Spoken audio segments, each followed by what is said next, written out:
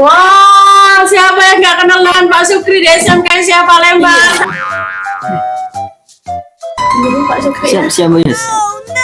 Meanwhile, Rewangi kami nih podcast di SMK Asia Palembang. a few moments later. Assalamualaikum. Waalaikumsalam. Masya Allah. Ustaz, alhamdulillah Ustaz. Duduk Ustaz.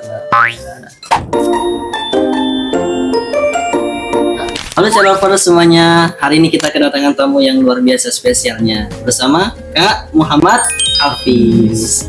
Beliau ini adalah salah satu pengajar eskul tahfiz di SMK Asia Palembang, dan juga beliau ini punya rumah tahfiz ya Ustaz. Iya, Rumah tahfiz dan juga forum ngobrol Quran. Jadi Masya Allah Ustaz. Nah semuanya teman-teman, beliau ini pengajar eskul tahfiz di SMK Asia Palembang. Kira-kira Ustaz nih, kira-kira bagaimana perasaannya setelah mengajar tahfiz di SMK Asia Palembang ini? Halo teman-teman semua, halo semua penonton, calon murid SMK Asia ya. Sekali calon. Perkenalkan, nama saya Muhammad Hafiz, salah satu pengajar ekskul di SMK Asia, ekskul tahfiz. Biasa dipanggil Hafiz Kairo karena dulu lahir dan besarnya di Kairo. Masya Allah. Ya, dan jauh. Dan sekarang jadi pengajar ekskul tahfiz. Senang banget ketemu sama murid-murid SMK Asia. Mereka banyak, semangat juga ngafalnya, dan cepet banget ngafalnya. Masya Allah. Untuk mereka, dan senang hari ini sampai sekarang masih bisa ketemu dengan mereka dan menjadi pengajar di ekskul tahfiz di SMK Asia Palembang. Oh ya Kak Hafiz, kira-kira nih kegiatan apa saja yang Kak Hafiz lakuin?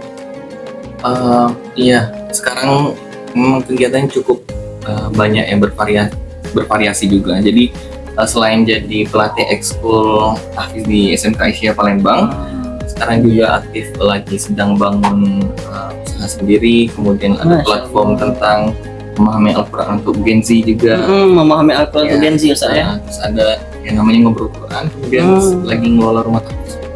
Ngobrol Quran. Rumah tahfiznya apa namanya Ustaz? Rumah tahfiznya namanya Rumah Tahfiz Al-Muhajirin. Rumah tahfiz Al-Muhajirin.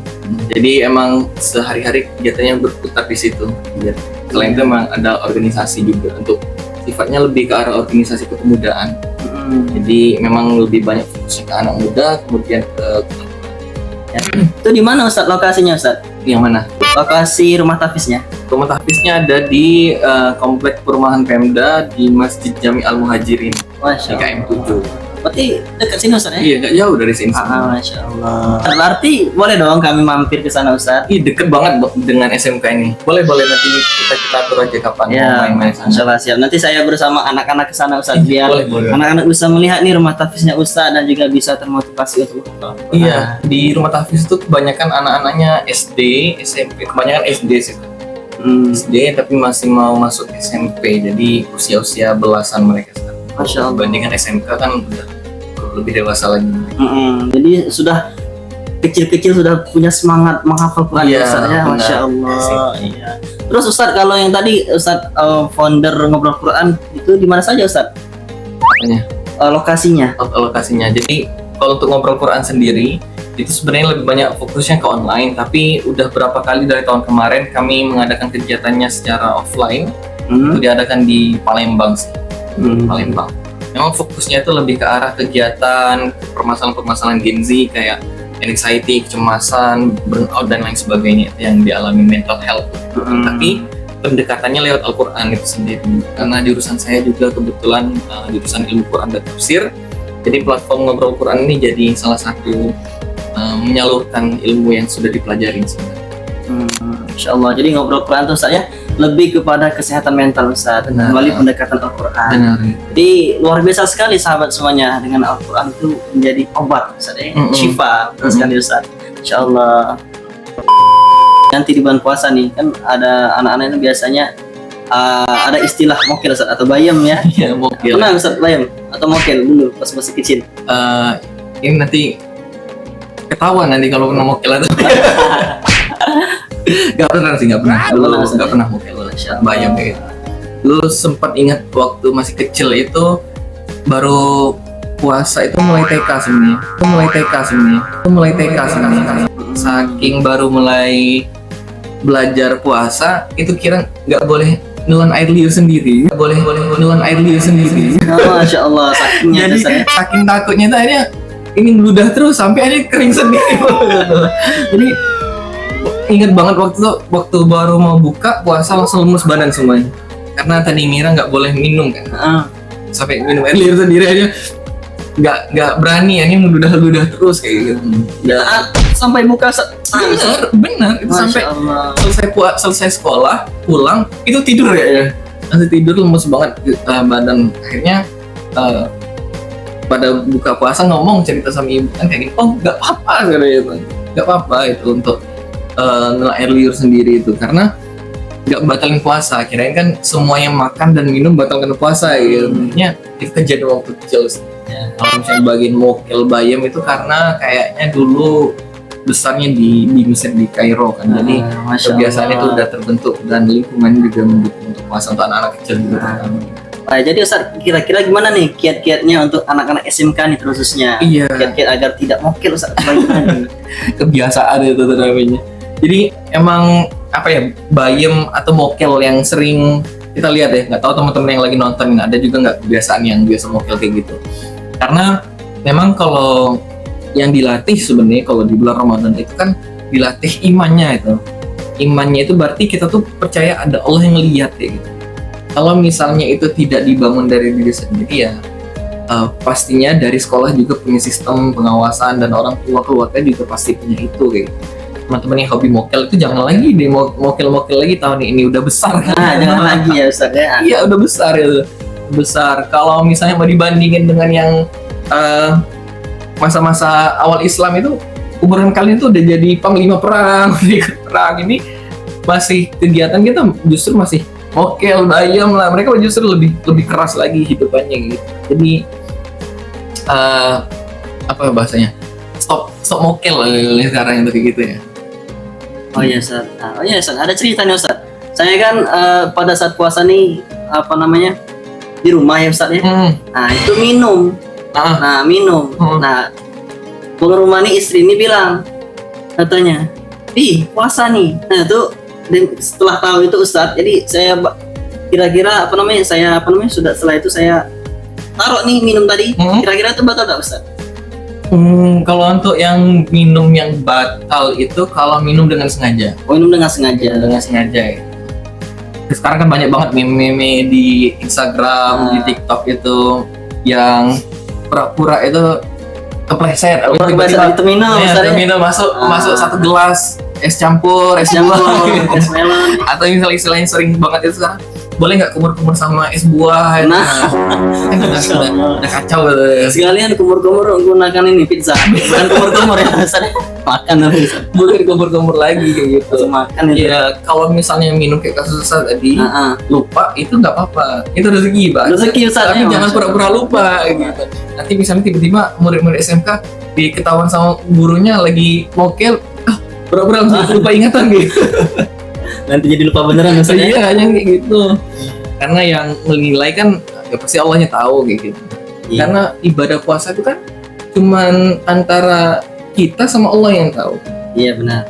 Gak ada lagi tanda-tanda yang tahu kalau misalnya kita tuh benar-benar puasa kan, kecuali Allah sama kita gitu. Makanya pahala puasa itu sangat besar dan Allah yang langsung balasnya kalau Masya di sini. Karena yang tahu kondisi kita puasa atau enggak ya kita sendiri. Kalau misalnya yang murid-murid SMK mokel dan sebagainya ya Allah juga tahu. Mungkin guru-guru atau keluarga nggak tahu, tapi Allah yang ngasih Allah tahu, tahu, Allah ya. tahu kayak gitu. Ini yang itu sih teman-teman murid-murid SMK juga jangan mokel. Nah, ini tidak ada tempat untuk kita sembunyi Ustaz. Benar. Pandangan Allah.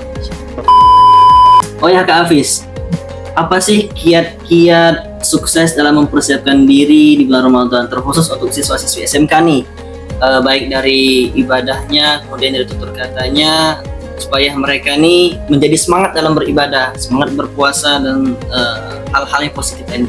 Apalagi Gen Z ini Ustaz ya, banyak sekali tantangan dan godaan di zaman sekarang ini. Nah, kira-kira bagaimana ya Ustaz kiat-kiatnya agar mereka bisa melewati? Iya, kita sebentar lagi akan menghadapi bulan suci Ramadan dan terus untuk murid-murid SMK Aisyah pastinya kalau apa yang diajarkan Nabi itu sudah harus dipersiapkan 2 bulan sebelum Ramadan sebenarnya. 2 bulan sebelum 2 bulan Ramadan Ustaz ya. Jadi bulan Rajab dan Sya'ban, makanya lebih banyak sering doa Allahumma barik lana fi Rajab wa Sya'ban balighna Ramadan. Itu sebenarnya kayak pemanasan dulu tuh. Kita harus ada pemanasan dulu sebelum kita benar-benar eksekusi all out-nya itu pada bulan Ramadan itu. Itu harusnya idealnya seperti itu. Tapi mungkin karena beberapa kita juga yang murid-murid SMK Aisyah dan banyak kegiatan lainnya, memang pada idealnya, kondisi idealnya untuk menghadapi bulan Ramadan itu sudah punya kayak jadwal sendiri. Itu paling penting karena kita tuh lebih sering spontanitas saja. Aku pengen kegiatan ini, aku pengen kegiatan ini sekarang. Daripada kita tuh memang udah bikin jadwalnya. Dan biasanya untuk bikin jadwal kegiatan, misalnya aku mau jam subuh ngaji dulu dan sebelum asar ngaji dulu misalnya, itu biasanya lewat spontanitas kan, bukan dijadwalkan. Nah itu yang sebenarnya harus dilakukan sebelum menghadapi bulan Ramadan. Jadi bahasa kerennya time managementnya harus juga keren untuk bisa menghadapi bulan Ramadan dengan kegiatan yang penuh. Karena kan murid-murid SMK atau SMK Aisyah ini banyak kegiatannya dan mereka pasti tahu nih, aku biasanya pulang sekolah ada les lagi dan lain sebagainya. Makanya time management atau untuk meletakkan ibadah-ibadah yang utama di bulan Ramadan itu memang harus sudah dipahami lebih dulu, karena kegiatan cukup banyak, gak mungkin kita mau spontanitas terus kayak pengen gini. Akhirnya gak menjadi kebiasaan untuk ibadah-ibadah yang ingin ditargetkan. Biasanya kan kalau bulan Ramadan itu paling banyak baca Al-Quran kegiatannya. Nah itu biasa harusnya itu salah satunya adalah dijadwalkan. Dan kalau misalnya merujuk lagi ke buku Atomic Habit, itu namanya ada habit attachment atau habit stacking bahasa. Jadi kita tuh ada kebiasaan, misalnya contoh habis mandi misalnya ambil air wudhu, itu ada kan kebiasaan. Atau misalnya kayak sebelum tidur kita biasanya cuci muka, sikat gigi, nah itu ada kebiasaan. Nah, itu boleh ditambah lagi untuk sebelum bulan Ramadan, sebelum persiapan masuk bulan Ramadan. Jadi kalau ini secara mengerjakannya itu kayak teman-teman semua yang lagi nonton sekarang itu penerapannya, misalnya mau jam tidur nih, udah mau tidur kan biasanya sebelum tidur cuci muka, sikat gigi, langsung tidur. Nah coba di antara itu ditambahin dulu, habis cuci muka, sikat gigi, ambil air wudhu, ngaji dulu, baru tidur. Nah itu mumpung selama Ramadan ini itu bisa dibangun, karena kan untuk membangun kebiasaan itu nggak bisa sehari 2 hari, tapi butuh minimal lah, ada yang ngomong 20 hari, ada yang ngomong 21 hari dan lain sebagainya. Tapi setidaknya ketika menghadapi bulan Ramadan ini kita sudah ada kebiasaan yang mau dibentuk, dan itu bisa dibentuk dengan salah satu yang diajarkan sama Atomic Habit itu habit stacking tadi. Jadi itu mungkin yang salah satu penerapannya bisa. Jadi untuk kiat-kiatnya sebenarnya menyiapkan time management atau jadwal, aku mau bikin kegiatan ibadah aku ngajinya habis subuh atau misalnya sebelum tidur atau sebelum berbuka, itu harus diterapin terus sehingga nanti untuk menghadapi bulan Ramadan pun bisa berhasil dan mendapatkan banyak pahalanya di situ. Insyaallah. Jadi sudah dibiasakan di sebelum Ramadan, Ustaz. Iya benar. Bulan Rajab dan Sya'ban. Jadi menata jadwal Ustaz ini sebelum itu. Jadi ketika masuk bulan Ramadan, para siswa-siswa ini sudah terbiasa melaksanakan kegiatan-kegiatan. Lagi bulan Ramadan kan, bulan-bulan yang memang pahala yang luar biasa, Ustaz ya. Semangat lagi ibadahnya. Ya. Lalu Ustaz ya, ada orang bilang harus dipaksakan terlebih dahulu agar terbiasa, itu gimana Ustaz? Iya, saya sedikit setuju dan sedikit tidak setuju berkaitan dengan kataan itu, karena untuk kebiasaan memang harus ada keterpaksaan sendiri. Harus dipaksakan kadang-kadang. Tapi kadang kita tuh memaksanya terlalu mengambil yang targetnya terlalu tinggi. Jadi akhirnya itu tuh kan misalnya contoh ya, misalnya aku bulan Ramadan ini satu hari aku pengen menyelesaikan 1 juz, padahal kebiasaannya itu baca 1 juz itu udah mengas, udah capek banget kayak gitu. Jadi yang bisa dilakukan jangan langsung sekali duduk langsung baca 1 juz, enggak, tapi dipotong-potong. Jadi setelah zuhur 5 halaman, setelah asar 5 halaman, setelah maghrib 5 halaman, setelah isya 5 halaman, setelah subuh 5 halaman. Jadi 1 juz itu bisa diselesaikan dalam 1 hari ya, tapi dipotong. Kita tuh pengennya biasanya pengen instan ya. ngeset targetnya tinggi, tapi kita sendiri aja kadang-kadang mikirnya aja udah capek. Udah nggak usah gitu. Ya betul. Kayak, nih aku mau nyelesain, tapi mikirnya udah berat kayak gitu, udah berat. Makanya yang harus dikecilkan itu bukan targetnya, tapi bagaimana mengecilkan, membuat target yang besar itu jadi langkah-langkah kecil. Jadi langkah-langkah kecil, dan itu bisa dibagi per jam atau per waktu sholat, dimana akhirnya itu bukan kelihatan besar tapi bisa tereksekusi, terlaksana dengan baik. Karena sebelum dilaksanakan itu memang sangat penting secara mindset kita udah ngomong, oh bisa kok kerjanya gitu. Biasanya kalau misalnya kita mau melaksanakan sesuatu, misalnya mau menyelesaikan hari ini 1 juz, kita tuh pengen duduk sekaligus 1 juz, nggak bisa kayak gitu. Berat bakalan kalau misalnya diulang-ulang terus kayak gitu, berat banget. Berat banget karena selesai mau sekali duduk harus selesai, nggak semua orang bisa kayak gitu. Kecuali mereka yang memang sudah biasa mengulang 1 hari 1 juz, yang mungkin nanti pada saat bulan Ramadan bisa tinggal. Jadi ngeset targetnya boleh tinggi, tapi target yang tinggi itu dibuat langkah-langkah kecil sehingga target yang besar tadi nggak langsung capek melihatnya, tunggu bayangannya udah capek gitu. Tapi kita bayangin langkah-langkah kecil tadi. Jadi untuk memaksakan diri itu boleh, tapi dibuat kecil-kecil dulu, jangan langsung. Kalau kita mau langkah naik tangga tuh ya, lantai 1 jadi lantai ketiga, tangga 1, tangga 2, tangga 3 harus kayak gitu. Jangan langsung tangga 1 langsung naik ke tangga 5, berat gitu. Kita harus lantai tangga 2, tangga 3, tangga 4. Dan biasanya kalau langsung seperti itu biasanya tidak lama, nggak lama kayak gitu, nggak lama. Konsisten jadinya. Tidak konsisten. Ini seharusnya dilakukan adalah dengan membuat bagian-bagian kecil sehingga bisa dieksekusi secara perlahan, Ustaz ya. Iya. Ada istilah bahasa Inggrisnya itu dream big, start small. Masya Allah gitu. Karena kalau langsung besar, wah ini kurang, Ustaz ya. Kita juga ngebayangin kayak ini kadang belum dilaksanakan aja sudah capek. Iya, udah capek itu, udah mager duluan kan. Jadi kita tuh capek oleh pikiran kita sendiri. Benar. Sudah capek. Karena tadi mengawali langsung besar. Iya, langsung besar ya tadi. Dan kita sebenarnya kadang nggak sadar diri juga dengan kemampuan ya. Nggak sadar diri kemampuan dan kebiasaan. Jadi akhirnya pada saat buat target, memaksakan diri iya, mungkin seminggu tahan gitu, 2 minggu tahan, tapi udah akhirnya pasti udah capek duluan gitu, karena terlalu over kali ya, dengan kebiasaan dia terutama. Barangkali itu semangat di awal langsung ingin mencapai target yang besar, tapi ketika di akhir sudah mulai kendala. Iya, benar. Baik itu sedikit ya Ustaz, tapi istiqomah. Ada kan hadisnya kalau pernah dengar, mungkin ahabbul a'mali ilallah adwamuha wa in. Amalan yang paling dicintai oleh Allah Subhanahu wa taala adalah amalan yang paling konsisten walaupun sedikit. Walaupun sedikit yang penting konsisten. Daripada besar tapi tidak konsisten. Dan kalau saya yang ingin ditargetkan itu membentuk kebiasaan. Bukan capai targetnya bukan selesaikan 30 juz, bukan itu, tapi aku pengen membuat kebiasaan setiap sholat ini ngaji gitu. Itu yang menjadi target. Ingat kan? Kita nih sudah panjang lebar nih ngobrol. Pasti haus nih Ustaz. Mari diminum Ustaz. Wali makasih. Ini sebelum puasa nih Ustaz kita minum. Kalau sudah puasa kita tidak bisa minum lagi nih pada siang hari. Benar.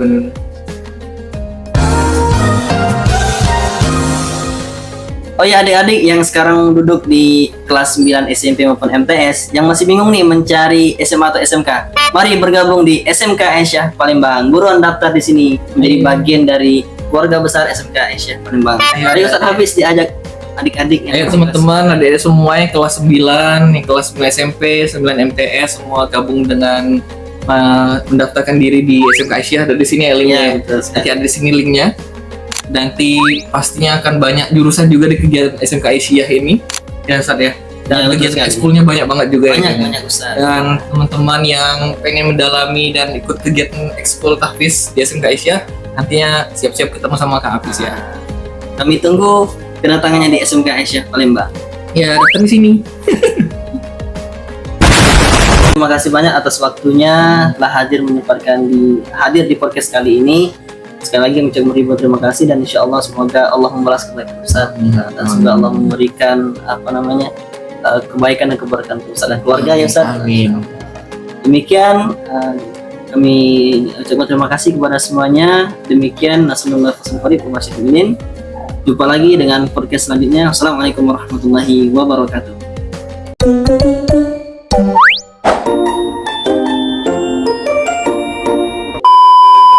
Ini langsung minum dulu ya. Ajak dulu minum dulu. Oke. Tibalah di penghujung podcast hari ini. Salah ya? Jangan. Halo calon semuanya, demikian. Kegiatan. Dulu. Oh ya, minum dulu Pak Apis. Nah, minum dulu. Harus dulu.